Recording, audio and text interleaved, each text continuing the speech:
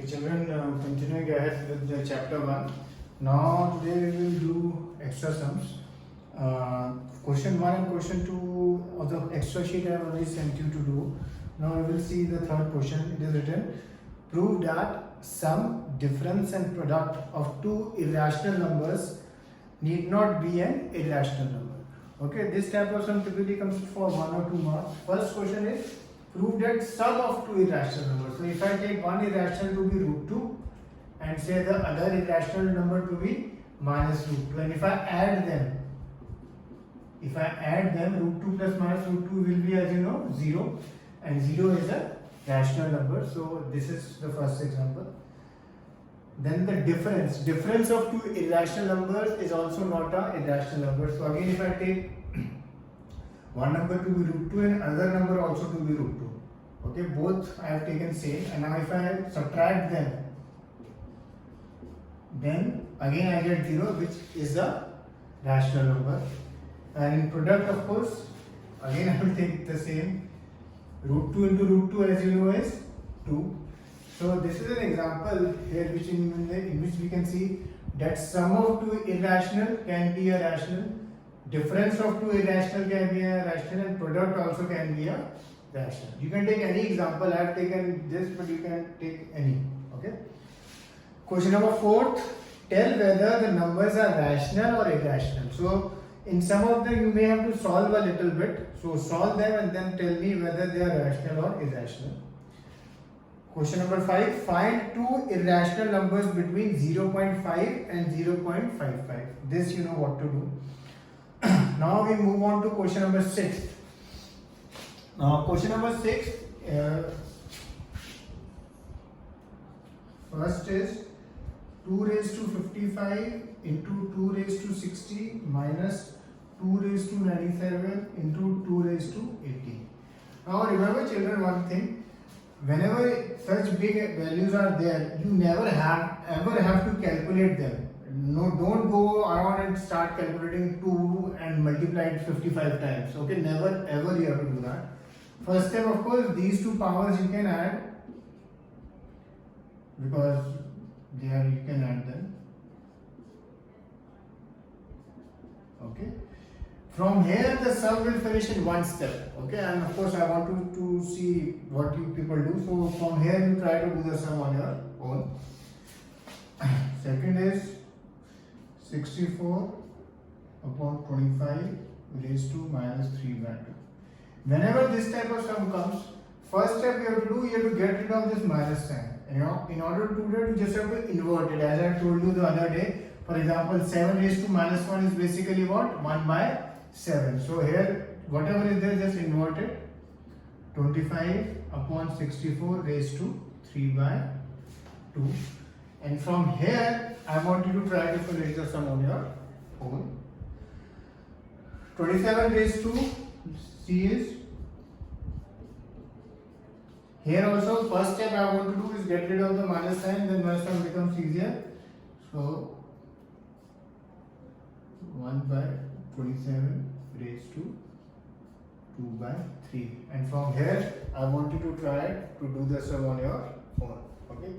So I have given you hints for question number 6. Okay. These sums are obviously slightly different, and just try them out.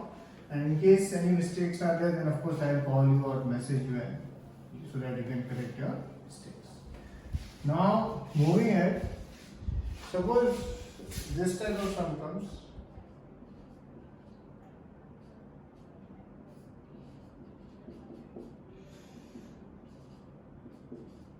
Okay, this is question 7, second part basically. Okay, this is given to you, and generally they will ask you find value of A and B.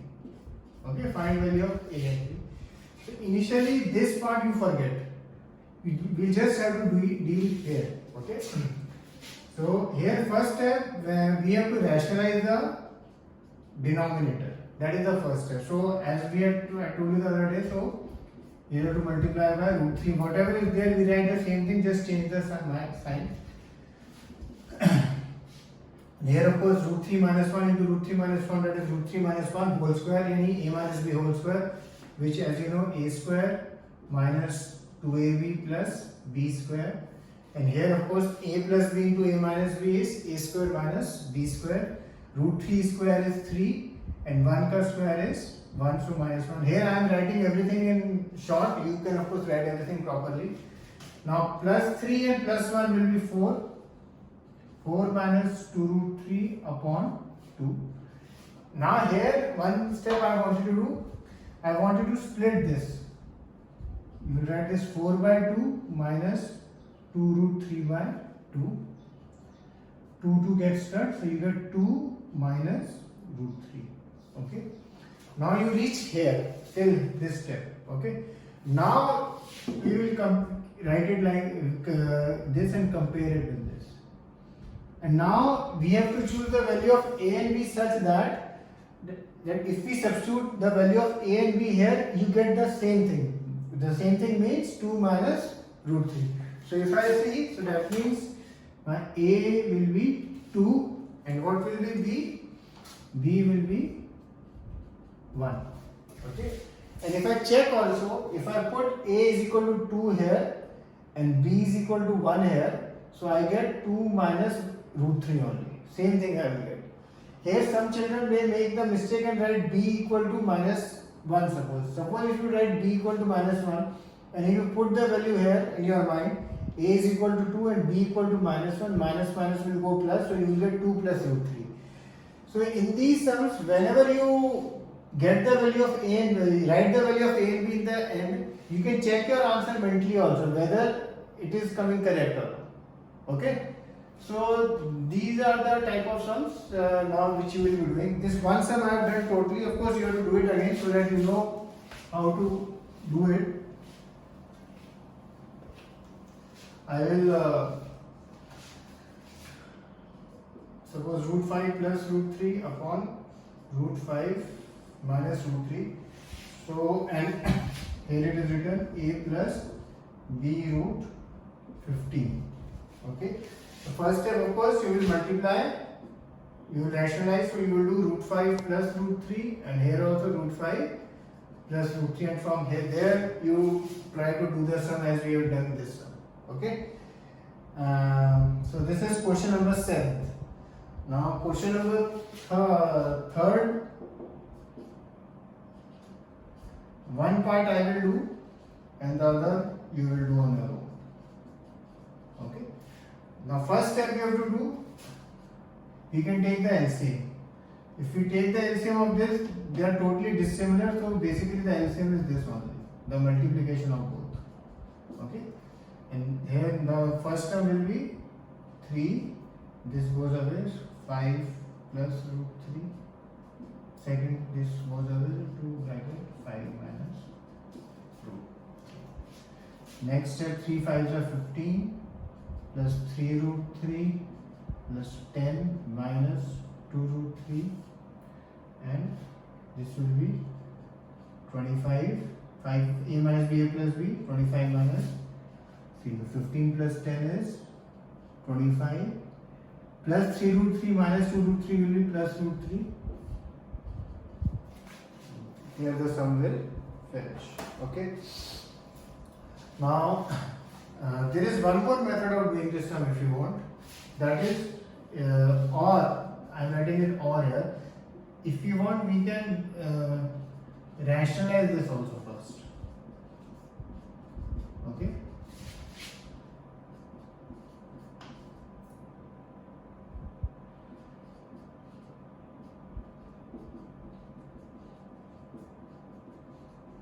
This is the second method. The first I have written and 5 minus root 3, so I multiplied to 5 plus root 3, 5 plus root 3. Here 2 upon 5 plus root 3, so I multiplied to 5 minus root 3, 5 minus root 3. Upstairs you will get 15 plus 3 root 3. Here 25 minus 3, so you get 22. Here 10 minus 2 root 3 and again 25 minus 3, so 22. And then here again you will just take the LCM, everything will be the same. And then 15 plus 10 will be 25. 3 root 3 minus 2 root 3 will be root 3 upon 22. Answer you will get the same only. So you can either do it directly, or if you want, you can first do one step of rationalization, then also you get. Okay. So these remaining sums you have to finish. Now I'll just the other day I told you to find mark a few sums of chapter 15. So we will just discuss them now so that you can write them down. We have discussed till question number 6, 5th rather, and question 5th is, question 6 is what are macro and micronutrients, and give examples also. So on page 205 under nutrient management, hopefully you would have marked this, okay, macro and micronutrients, and he has told us also very clearly the examples are written over here, macronutrients and micronutrients on page 15.1. And how do plants get these nutrients? That also is very clearly written in this paragraph only. And this last part of this is how does deficiency of these nutrients affect the plant? Again, deficiency of these nutrients affects physiological processes in plants including reproduction. Again, the whole thing is written on page 206. Hopefully you would have marked it. And of course now you can see the index questions. What are again micro and micronutrients, and why are they called micronutrients? How do plants get these nutrients? These are now already covered, so you don't have to do them now. Okay. Question number 9. Write a note on manure and its type. Again, note on manure you can write on page 206.